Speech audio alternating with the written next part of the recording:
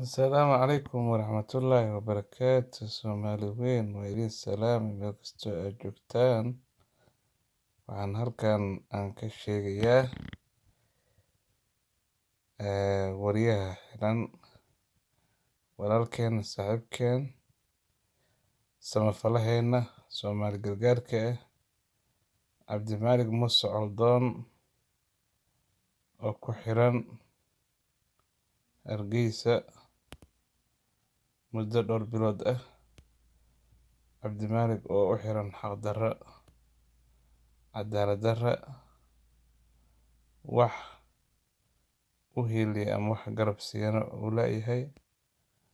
Waxaan halkan Ilaahay ugu baryaynaa in xariga xaq darrada Ilaahay uu ka soo sii daayo,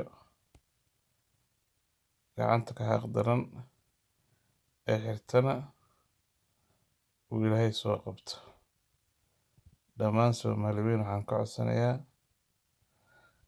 in ay u duceeyaan abdimalik inuu Ilaahay xariga ka soo sii daayo, caafimaad iyo cimri dheer uu siiyo.